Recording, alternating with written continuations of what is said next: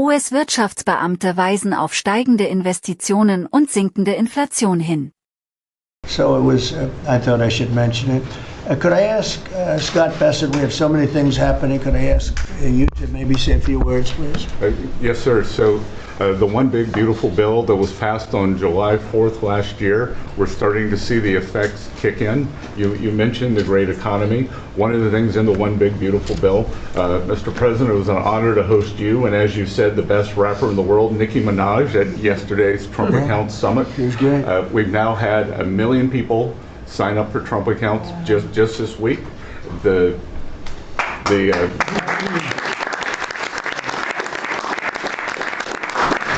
think there'll be 25 million families who are eligible. The segment that you and she did has 1 billion hits. 1 billion hits on the internet. So we're telling everyone, go fill out form 4547, trumpaccount.gov. So thanks to you, the Trump accounts, the next generation's America will benefit from today's record-breaking economy, record-breaking markets. Sir, when we came in, the Biden administration had destroyed the American people with the 3 I's: immigration, inflation, and interest rates. Immigration, check, you close the border. The inflation, as we've heard, back down to target. Prices are coming down, and interest rates, we hope there's more on the way. We've got gains in wages, low prices, and I think 2026 is going to be the year for the Trump boom. It's going to be a supply side boom. I enjoyed the trip out to Iowa. In the diner, the staff there was thanking you for the no tax on tips, and they're expecting big refunds from that. We saw the CEO of John Deere, who said, thanks to your tariffs, new plants in Indiana and North Carolina. Two massive plants being built by John Deere. And he's the chairman and CEO, a wonderful guy. And I said he was at the event we had in Iowa, which is appropriate, John Deere, Iowa. But I said to him, so what are you doing? He said, we just announced 2 massive plants. In fact, they're going to have 1 plant for excavators. And he said, there hasn't been an excavator built in this country in 50 years or something. He said, they're taking it out of Japan and they're moving it into the United States. 2 very big plants. And I said, so why are you doing it? He said, because of you and because of tariffs. I said, if we didn't have tariffs, would you be doing it? He said, absolutely not. So it's very important, and I hope we're going to be successful with the Supreme Court case, because we're waiting, and we're taking in hundreds of billions of dollars, and we don't want to give it back, number one. And number two, and you know, the people that are fighting us on that case, by the way, are China-centric. These are people that are for China, but they're also outside of the United States. These are countries that have ripped us off for years and years, charging us tariffs. And now we're doing an amazing job, and we're getting it back. We're getting it all back and then some. And they're the ones that are leading that lawsuit that we have in front of the United States Supreme Court. So it's a very important lawsuit for our country. And hopefully it's going to work out.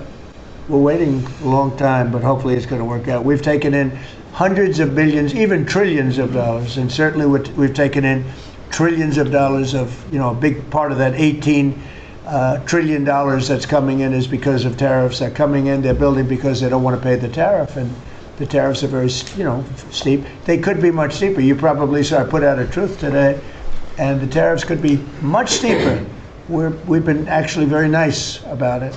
But even being nice about it, we've taken in hundreds of billions of dollars, and honestly, they've given us tremendous national security. The power that we have because of that, they have given us tremendous strength and national security. Go ahead, Scott. Yes, sir. And the IEPA power you used on the tariffs, as you said, we're bringing in tens of trillions of investments. The tens of trillions of investments turns into factories construction, which turns into factory jobs, which turns into consumer spending. You've right-sized the government, so government employment is down, private sector is up. Growth was a stunning 4.7, 4.8% in the past 2 quarters, biggest back-to-back gains in a decade, and we are doing that with government finances improving. So that will bring down the borrowing costs. The calendar year budget For 2024, 7% deficit to GDP, highest when we weren't at war, not in a recession, all the way down to 5.4% and getting better. Biggest decline since 2014. Generational gains in productivity, soaring productivity. We're going to lift workers' pay, record high prices, record high profits, and stock prices are soaring. You got a manufacturing renaissance, and all the key inflation metrics are trending lower. Over the past 3 months, the consumer price index is just 2.1, and core prices are even lower at 1.6, and I think that could trend below 1, given energy, as you talked about, the pharmaceutical discounts, and rents. So we're expecting a great year in 2026, Mr. President. And we're going to be announcing next week, I think sometime, Scott and Howard and everybody, we're going to be announcing the head of the Fed, who that will be. And it'll be a person that will, I think, do a good job. We're paying far too much interest in the Fed. The Fed rate's too high, unacceptably high. We should have the lowest, and I think you read my statement today. I put out a statement before the meeting, but we should have the lowest interest rate anywhere in the world, because a lot of these countries are successful only because of us, because we allow them to have surpluses.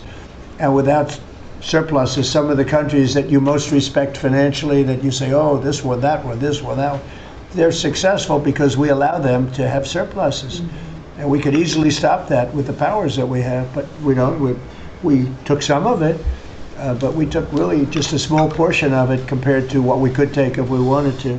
We should have the lowest interest rate anywhere in the world. They should be 2 points and even 3 points lower. And if it was, each point is the equivalent of, I would say, $500 billion. So if you got 2 points low, you have $1 trillion in saving, and it's almost, if you call it just a paper expense. You could do it with a pencil. It's not cutting. It's not saying we have to get rid of jobs, or it's just like literally so easy to do. But we have a guy that doesn't want to do it because he's, I think he's politically biased. I really do. I believe he's politically biased, because most smart people say it's not even a question. Dies ist eine Website, die dir hilft, dein englisches Lesen und Hören zu verbessern. Sie zerlegt Sätze per KI in leicht verständliche Wortgruppen. Mit dem Player kannst du Tempo, Pause und Rücksprung frei steuern, um jede Zeile zu verstehen. Die Seite bietet Übersetzungen in 20 Sprachen für barrierefreies Lernen. Gib einfach englist.com in deinen Browser ein und probiere es aus.